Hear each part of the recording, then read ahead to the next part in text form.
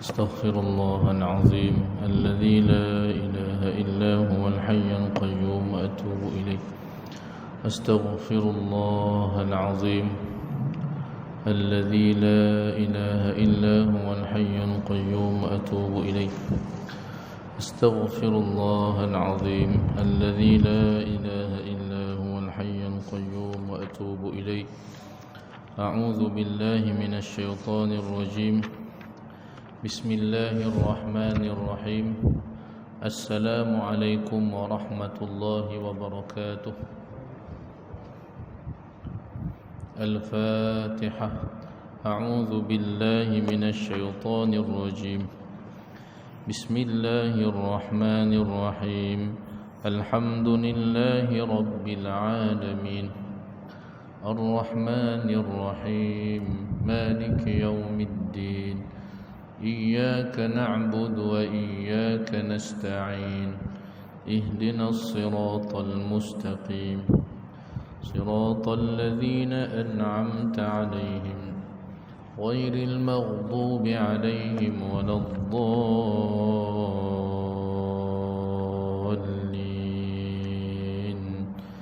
آمين. الحمد لله رب العالمين وأفضل الصلاة وأتمه التسليم على الحبيب الشافي سيدنا ونبينا محمد وعلى آله وأصحابه أجمعين. قال رب اشرح لي صدري ويسر لي أمري واحلل عقدة من لساني يفقه قولي. سبحانك لا علم لنا إلا ما علمتنا إنك أنت العليم الحكيم. ولا حول ولا قوة إلا بالله العلي العظيم. اللهم فقهنا في الدين وعلمنا التأويل. اللهم افتح علينا فتوح العارفين يا أرحم الراحمين. اللهم علمنا ما ينفعنا وانفعنا بما علمتنا. اللهم زدنا علما. اللهم ارزقنا فهما يا عليم. وصلى الله على سيدنا ونبينا محمد وعلى آله وأصحابه أجمعين. أما بعد.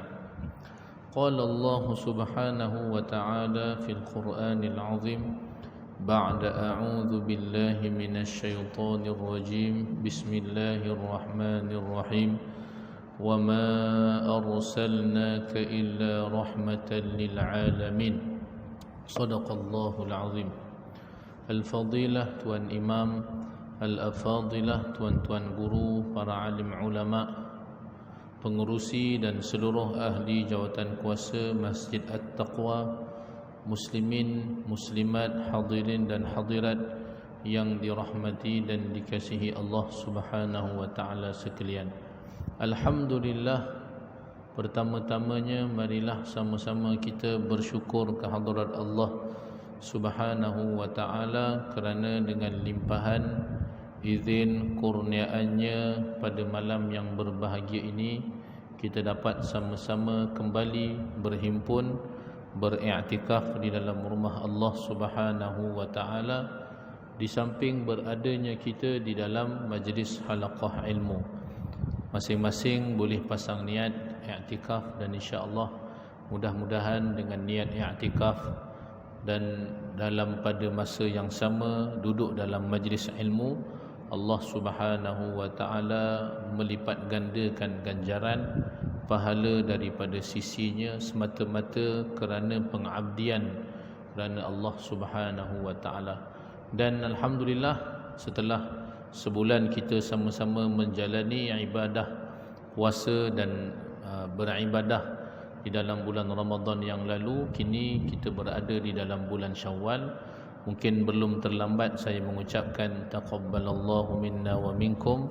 Semoga Allah Subhanahu wa taala menerima amalan kami dan amalan kita semua pada bulan Ramadan yang lalu, dan mudah-mudahan Allah Subhanahu wa taala merahmati kita semua insya-Allah. Jadi tuan-tuan muslimin, para jemaah sekalian, kita berselawat terlebih dahulu kepada Rasulullah sallallahu alaihi wasallam. Innallaha wa malaikatahu yusalluna 'alan nabi ya ayyuhalladzina amanu sallu 'alaihi wa sallimu taslima. Allahumma salli 'ala sayyidina Muhammad wa 'ala ali sayyidina Muhammad. Allahumma salli 'ala sayyidina Muhammad wa 'ala ali sayyidina Muhammad. Allahumma salli 'ala sayyidina Muhammad wa 'ala ali sayyidina Muhammad. Allahumma salli 'ala sayyidina Muhammad wa 'ala ali sayyidina Muhammad.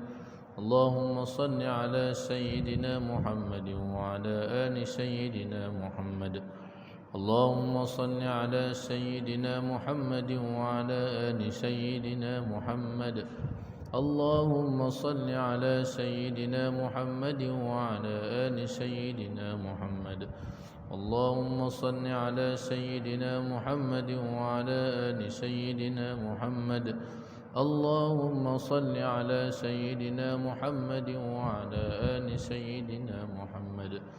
Allahumma salli 'ala sayyidina Muhammad wa 'ala ali sayyidina Muhammad.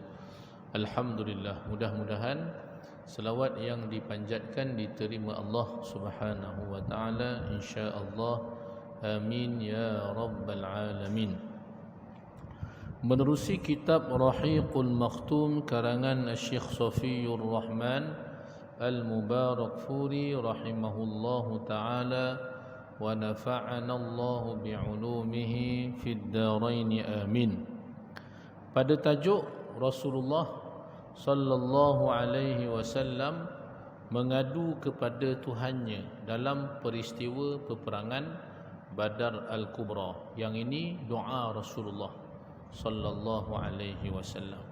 Jadi antara kunci kejayaan tentera-tentera Islam dalam peperangan Badar Al-Kubra, selain daripada mereka menyerah dan juga bergantung harap semata-mata kepada Allah Subhanahu wa taala, dan sudah tentu dan pastinya peperangan yang mereka hadapi ini tidak lain tidak bukan adalah semata-mata kerana mencari keridaan Allah Subhanahu wa taala, dengan niat yang tulus ikhlas dilaksanakan dan dilakukan kerana Allah Subhanahu wa taala, strategi yang betul dan yang kemuncaknya iaitulah doa daripada kalangan sahabat dan terutamanya doa daripada baginda Rasulullah sallallahu alaihi wasallam. Jadi doa ni disebutkan sebagai silahul mukmin.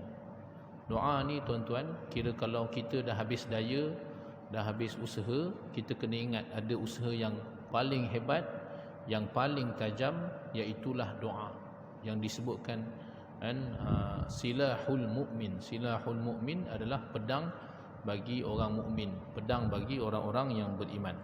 Dan antara rahsia kemenangan tentera Islam dalam peperangan Badar, yang kalau dilihat pada zahirnya memang sukar untuk mencapai kemenangan, masakan tidak, kerana orang Islam bilangannya sangat kecil. Bilangan tenteranya seramai 313 orang. Ada riwayat sebut 314, 316. Orang-orang musyrikin daripada kalangan musyrikin Quraisy seramai 1000 orang, yang cukup dengan kelengkapan perang. Orang Islam tak cukup. Memang sangat banyak kekurangan dia dalam misi peperangan Badar ini. Dan Rasulullah sallallahu alaihi wasallam tetap mengharapkan padanya pertolongan daripada Allah Subhanahu wa taala. Kalau nak ikut daya memang banyak kekurangannya. Kita ni kalau nak ikut daya kita, yang ada pada sisi kita memang banyak kekurangannya. Tetapi kita perlu ingat bahawasanya tidak ada daya dan kekuatan melainkan kekuatan dan daya daripada Allah Subhanahu wa taala. La haula wala quwwata illa billahil aliyyil azim. Ini kena sama-sama yakin, kena sama-sama amalkan. Kena banyak berdoa kepada Allah Subhanahu wa taala. Dan bulan Ramadan sebenarnya bulan mendidik kita untuk memperbanyakkan memohon dan berdoa kepada Allah Subhanahu wa taala. Sebab tu dalam ayat yang menceritakan tentang bulan Ramadan, syahrul ramadan alladhi unzila fihi al-Quran, Allah Taala sebutkan tentang bulan Ramadan yang diturunkan padanya Al-Quran. Tiba-tiba selepas daripada ayat itu Allah Subhanahu wa taala berfirman, wa idza sa'alaka ibadi anni fa inni qarib, dan apabila hamba-Ku bertanya kepadamu tentangku, maka khabarkanlah kepadanya bahawasanya aku ini dekat. Ujibu da'watad da'i idza da'an. Allah SWT menyebutkan aku memakbulkan doa seseorang apabila dia berdoa. Subhanallah, berkait rapat dengan mustajabnya doa pada bulan Ramadan. Dan peperangan Badar ini ianya berlaku pada 17 Ramadan. Bulan Ramadan tahun kedua Hijrah dan tahun pertama orang-orang Islam menjalani ibadah puasa. Mereka menahan lapar dan dahaga. Maknanya kalau nak diikutkan lagilah bertindan-tindan. Kalau nak ikutkan maknanya yang menyebabkan kekalahan tu banyak. Tapi tidak, subhanallah. Bukanlah kerana puasa itu menyebabkan orang Islam itu lemah. Bukanlah kerana puasa itu menyebabkan orang Islam itu kalah. Bahkan menang. Allah Ta'ala bagi kemenangan lagi pada bulan Ramadan sedang saat menjalani ibadah puasa di jalan Allah Subhanahu wa Ta'ala. Sebab tu ramai orang ambil peluang-peluang nak khatam Quran bulan Ramadan, nak ambil apa sahaja yang padanya dilihat hari keberkatan, hari kemuliaan. Nak khatam Quran hari Jumaat, bulan Ramadan, nak buat tahlil, nak buat doa sebagainya. Dia ambil peluang-peluang yang ada pada hari-hari yang mulia itu. Subhanallah, kerana memang doa mustajab, tuan-tuan. Kerana doa pada hari yang penuh dengan keberkatan itu, doa mustajab. Dan banyak peperangan Allah Ta'ala anugerahkan kemenangan pada bulan Ramadan. Subhanallah. Kalau nak diikutkan logiknya kalah ataupun lemahlah sebab tak makan, tak minum. Tetapi padanya ada kemuliaan, ada keberkatan pada waktu dan juga pada bulan tersebut.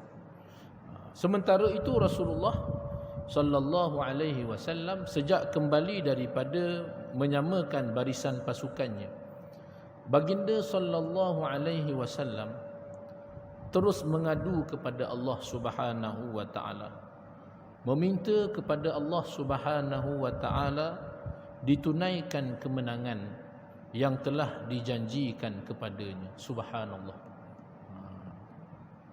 Merayu-rayu baginda Rasulullah sallallahu alaihi wasallam.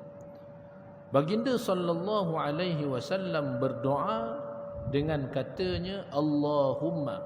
Ini dalam kitab terjemahan dia tak sebut doa Nabi SAW. Tapi saya petik daripada kitab Arab, tuan-tuan. Doa Rasulullah sallallahu alaihi wasallam, Allahumma anjizli ma wa'adtani, Allahumma inni anshiduka ahdaka wa wa'daka, atau kama qala Rasul sallallahu alaihi wasallam. Yang maksudnya, ya Allah, laksanakanlah untukku apa yang telah engkau janjikan. Ya Allah, aku merayu kepadamu bantuanmu dan janjimu. Munajat Rasulullah sallallahu alaihi wasallam. Sehingga kan saat Nabi SAW doa tu, sampailah pertempuran itu semakin sengit. Sahabat dah bertempur dah, dah terjadi dah peperangan, dah perang dah ni. Cerita kita ni memang dah masuk sampai tahap peperangan, dah perang dah sahabat-sahabat. Tuan-tuan kalau masih ingat lagi, Nabi SAW menggunakan dengan strategi defensif. Jadi orang-orang musyrikin Quraisy mereka serang sahabat-sahabat Rasulullah sallallahu alaihi wasallam, perintahkan untuk mereka ni bertahan. Cuma gunakan dengan panah aja. Dan sahabat-sahabat Nabi SAW perintahkan untuk supaya bertahan. Jadi itu strategi yang dilakukan oleh Rasulullah sallallahu alaihi wasallam. Jadi Nabi SAW semasa peperangan berlaku, semasa peperangan tercetusnya peperangan, bahkan sampai ketika kemuncaknya peperangan, Rasulullah SAW di tempat baginda SAW dan berdoa kepada Allah Subhanahu wa taala. Nak katakan bahawasanya doa ni penting, tuan-tuan. Doa ni penting. Lepas tu kisah Sultan Muhammad Al-Fatih. Kan tuan-tuan biasa dengar kisahnya, bagaimana pada usia 21 tahun kan Sultan Muhammad Al-Fatih telah berjaya menakluki kota Konstantinopel. Sebagaimana ianya membenarkan hadis Rasulullah sallallahu alaihi wasallam. Jadi subhanallah, saya nak ringkaskan tuan-tuan dalam peristiwa itu apa yang menarik, bagaimana Sultan Muhammad Al-Fatih masa misi peperangan ni dia bawa bersama tok gurunya yang dikasihi. Dia bawa tok guru dia. Tok guru ni kalau nak ikut dah tua dah. Tok guru dia tu dah tak mampu nak perang dah. Tapi dia bawa bersama kerana apa? Kerana dia nak minta supaya tok guru ni doakan dia. Doa. Kan duduk dekat kemah doa je. Subhanallah. Ni bijaksana ni. Ni orang yang percaya dengan doa. Orang yang dekat dengan Allah Subhanahu wa taala. Dia tahu doa orang alim. Dia tahu kelebihan doa orang yang dekat dengan Allah Subhanahu wa taala. Sebab tu kita kalau nak mencapai satu-satu misi yang pada kita nampak mustahil, susah, sukar. Jangan kita ingat bahawasanya kejayaan yang bakal kita kecapi itu kerana usaha kita semata-mata. Jadi jangan sepikan kejayaan yang nak kita kecapi itu dengan doa. Antaranya mintalah doa daripada ibu bapa kita. Minta doa. Doa, minta telefon mak ayah. Tak pun jumpa mereka, doakan mak. Doa ibu ni dia memang mustajab, tuan-tuan. Doa ayah begitu juga. Doa tok guru, doa tok imam, doa, minta doa. Kan? Yang kita rasakan memang mereka ni orang yang dekat dengan Allah SWT. Mustajab doa dia. Kan? Itu bukan semata-mata usaha, tapi dalam pada masa yang sama minta doa. Lebih mustajab ulur sikit. Kan? Bagi sikit pada mak ayah kita. Bagi 1000, insya-Allah lagi kuat doa dia tu. Kan? Jadi itu tuan-tuan dia punya tips dia lah. Kisah Sultan Muhammad Al-Fatih, dia bawa tok guru dia Syamsuddin, wali Allah, wali besar. Kalau tuan-tuan pergi ziarah di bumi Istanbul hari ini, kan, biasa akan dibawa ke makam Sayyidina Abu Ayyub Al-Ansari radhiyallahu anhu, sahabat Rasulullah sallallahu alaihi wasallam. Depan makamnya, di situ terletaknya makam Sayyidina ataupun terletaknya makam tok guru kepada Syekh Sultan Muhammad Al-Fatih, iaitulah wali Syamsuddin, namanya Syamsuddin Al-Wali.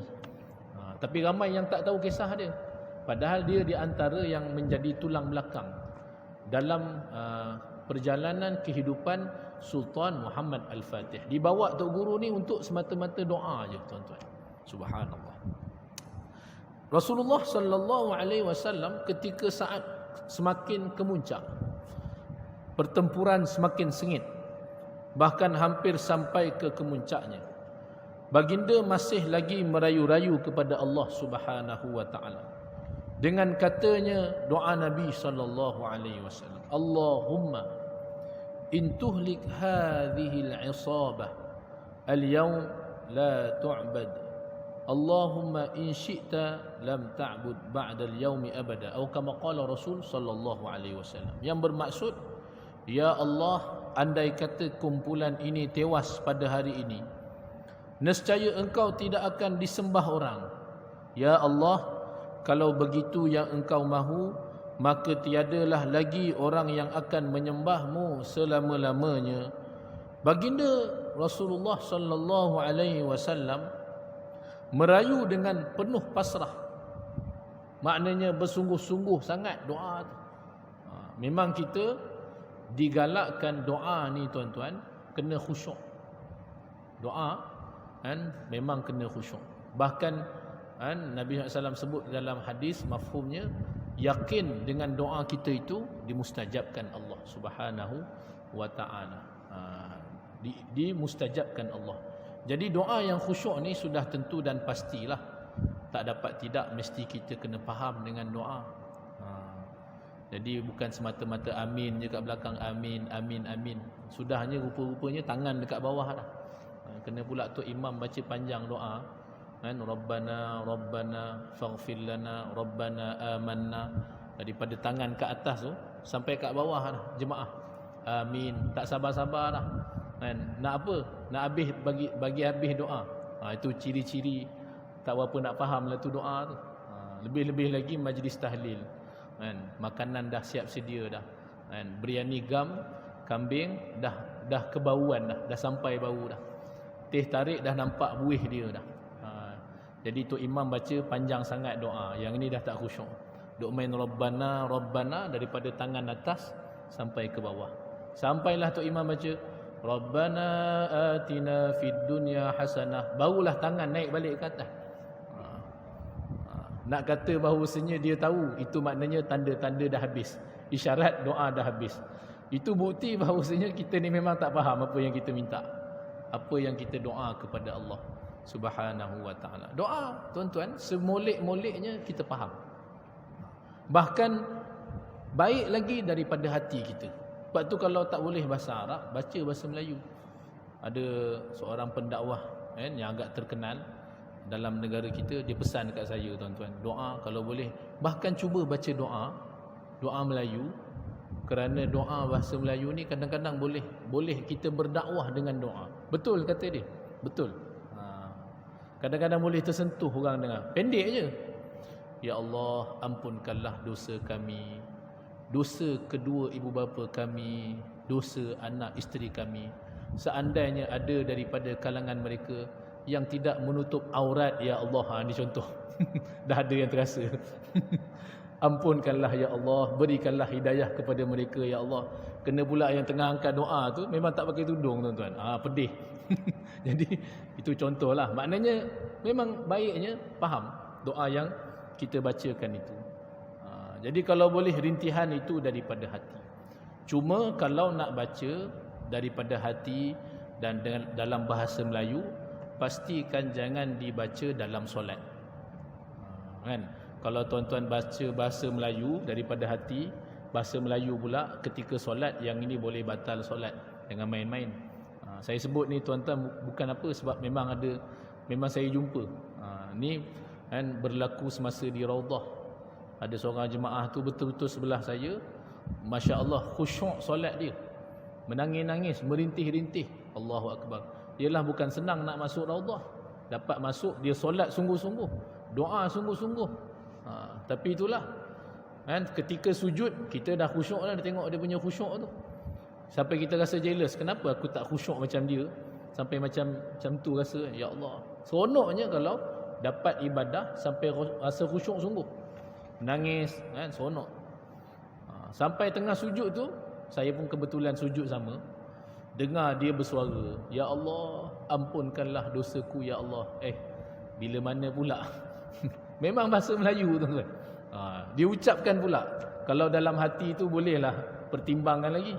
Kan? Memang dia sebut dengan lafaz, dengan lidah. Ya Allah, ampunkanlah dosa hamba-Mu ni ya Allah. Ni tanda-tanda kejahilan. Batal lah solat. Jadi bagus doa daripada hati, bagus doa dalam bahasa yang kita fahami, tapi pastikan kalau dalam solat mesti bukan dalam bahasa selain daripada bahasa Arab. Tapi kalau di luar solat, memang tuan-tuan masa tahajud, doa daripada hati kan? Mohon apa sahaja yang kita hajatkan. Itulah sebaik-baik doa. Rasulullah sallallahu alaihi wasallam memperlihatkan bagaimana khusyuknya Nabi sallallahu alaihi wasallam dalam berdoa, merayu-rayu, sehingga kan disebutkan peristiwa ni, nak kata khusyuknya sampai kan Rasulullah sallallahu alaihi wasallam tak sedar kain selendangnya jatuh daripada bahunya. Punyalah bersungguh-sungguh berdoa. Nabi SAW ada kain selendang, sebut ridak. sallallahu alaihi wasallam. Ini antara sunnah baginda Rasul sallallahu alaihi wasallam. Sampai jatuh kain selendang Rasulullah sallallahu alaihi wasallam. Lalu diangkat oleh Sayyidina Abu Bakar As-Siddiq radhiyallahu anhu. Sayyidina Abu Bakar pun sampai angkatlah kain selendang Nabi SAW. Lalu Sayyidina Abu Bakar As-Siddiq radhiyallahu anhu berkata kepada Rasulullah SAW, cukuplah wahai Rasulullah, engkau terlalu mendesak Tuhanmu. Lalu berkat dan kerana doa Nabi sallallahu alaihi wasallam, Allah Subhanahu wa taala mendatangkan pertolongannya. Doa Nabi SAW dimakbulkan Allah Subhanahu wa taala. Janji Allah Subhanahu wa taala itu benar. Allah Subhanahu wa taala mewahyukan kepada para malaikatnya, maknanya bantuan para malaikat Allah Subhanahu wa taala dalam peristiwa peperangan Badar ini. Datang malaikat datang sebagai bantuan, menolong orang-orang Islam, pertolongan daripada sisi Allah Subhanahu wa taala. Allah SWT mewahyukan kepada para malaikatnya, idh yuhi rabbuka ilal malaikati anni ma'akum fathabbitu alladhina amanu sa'ulqi fi qulubil ladzina kafaru ar-ra'ba fadribu fawqal a'naq wadribu minhum kulla banan. Yang bermaksud, ingatlah ketika Tuhanmu mewahyukan kepada para malaikat, sesungguhnya aku menyertai kamu, yakni memberikan pertolongan, maka tetapkanlah hati orang-orang yang beriman. Aku akan mengisi hati orang-orang kafir dengan perasaan gerun. Oleh itu pancunglah leher mereka, yakni musuh, dan potonglah tiap-tiap anggota mereka. Datang malaikat-malaikat Allah Subhanahu wa taala sebagai pertolongan daripada Allah Subhanahu wa taala. Dan kepada rasulnya baginda Rasulullah sallallahu alaihi wasallam, Allah Subhanahu wa taala mewahyukan, idz tastaghithuna rabbakum fastajaba lakum anni mumiddukum bi alfin minal malaikati murdifin. Yang bermaksud, ingatlah ketika kamu memohon pertolongan kepada Tuhan kamu. Nabi SAW memohon pertolongan daripada sisi Allah Subhanahu wa ta'ala. Memohon dengan merayu-rayu, bersungguh-sungguh dalam doa baginda Rasul sallallahu alaihi wasallam. Allah Taala berfirman, "Idz tastaghithuna rabbakum." Ingatlah ketika kamu memohon pertolongan kepada Tuhan kamu. Fastajaba lakum, lalu ia perkenankan permohonan kamu. Allahu akbar. Anni mumiddukum bi alfin minal malaikati murdifin. Sesungguhnya aku akan membantu kamu dengan 1000 bala tentera daripada kalangan malaikat yang datang berturut-turut. Allahu akbar. Doa Nabi sallallahu alaihi wasallam dimustajabkan Allah Subhanahu wa taala. Ini janji Allah. Bahkan bukan janji Allah Taala kepada baginda Rasul sallallahu alaihi wasallam sahaja. Memang Allah Taala janjikan kepada hamba-hambanya, siapa yang berdoa akan dimustajabkan. Yakinlah dengan janji Allah Subhanahu wa taala. Yang dimaksudkan dengan datang berturut itu ialah kedatangan mereka menyusul sekumpulan demi sekumpulan. Malaikat-malaikat ni, mereka tidak datang serentak. Mereka datang sekumpulan dan juga sekumpulan. Yang itu dimaksudkan, yang dimaksudkan secara menyusul, yang dimaksudkan datang berturut. Tiba-tiba, tuan-tuan muslimin para jemaah sekalian, Rasulullah sallallahu alaihi wasallam terlelap seketika. Nabi SAW selesai doa, lalu Rasulullah sallallahu alaihi wasallam terlelap seketika. Jadi terlelap ni jangan ingat orang tu dia leka, dia alpa. Tu kadang-kadang dalam biasalah dalam kuliah ke tengok-tengok terlelap Tuan Haji. Contoh ni tak kata siapa-siapa dia aman tenanglah tu. Subhanallah, Rasulullah sallallahu alaihi wasallam selesai doa terlelap seketika baginda Rasul sallallahu alaihi wasallam. Kejap Nabi sallallahu terlelap. Kemudian baginda Rasulullah sallallahu alaihi wasallam bingkas, mengangkat kepalanya daripada terlelap tu, terus Nabi sallallahu kan, terus angkat kepala baginda sallallahu alaihi wasallam seraya berkata, "Terimalah berita gembira wahai Abu Bakar," sabda Rasulullah sallallahu alaihi wasallam. Nabi sallallahu alaihi wasallam bersabda, "Terimalah berita gembira wahai Abu Bakar. Nah, ini Jibril telah datang melalui denai-denai yang penuh berdebu," kata Rasulullah sallallahu alaihi wasallam. Dalam riwayat Ibnu Ishaq menyebutkan Rasulullah sallallahu alaihi wasallam bersabda, "Terimalah berita gembira hai Abu Bakar, bantuan Allah Subhanahu wa taala telah sampai kepadamu. Inilah Jibril yang telah memegang tali pengekang kuda seraya memacunya di atas denai-denai yang penuh berdebu," kata Rasulullah SAW kepada Sayyidina Abu Bakar As-Siddiq radhiyallahu anhu. Kemudian bila Nabi SAW berkata sedemikian kepada Sayyidina Abu Bakar As-Siddiq radhiyallahu anhu, Rasulullah sallallahu alaihi wasallam yang memakai baju besi keluar daripada pintu bangsal itu sambil melompat. Wallahu alam macam mana Nabi SAW melompat, tapi Nabi SAW memang ketika itu pakai baju besi, tuan-tuan. Pakai baju besi memang siap sedia untuk berperang lah. Selesai doa, Nabi SAW terlelap seketika. Kemudian Nabi SAW bersabda sebagaimana yang disebutkan tadi. Kemudian Nabi SAW pun bangun, keluar daripada pintu bangsal baginda SAW sambil melompat.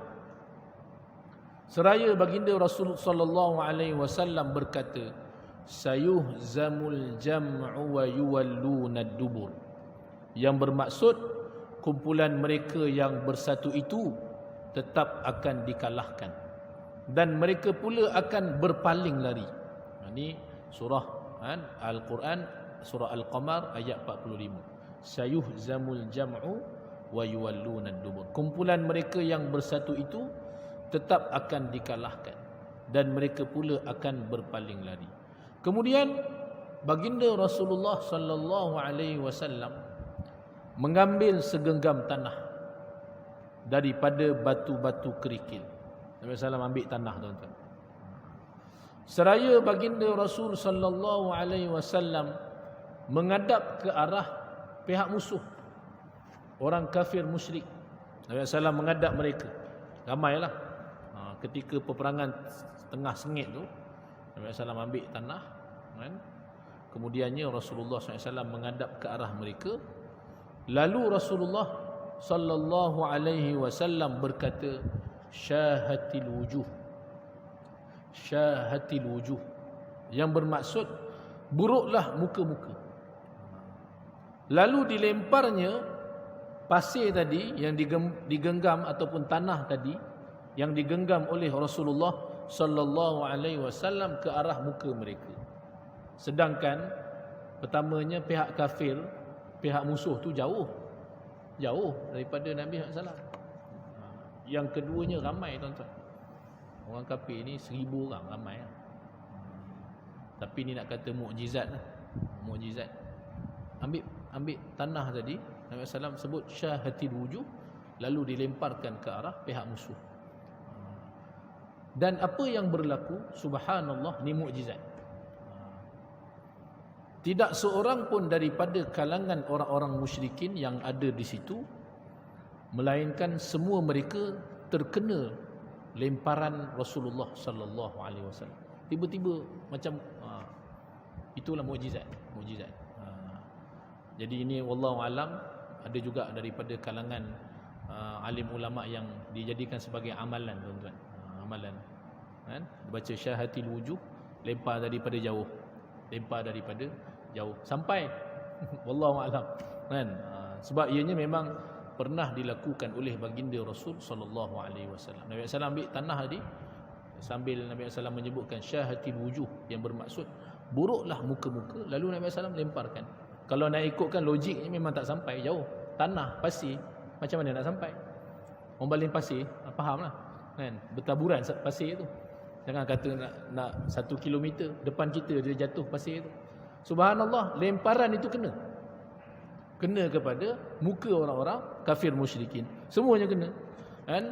Lemparan Rasulullah sallallahu alaihi wasallam itu kena pada mata, lubang hidung dan mulutnya. Memang kena. Subhanallah.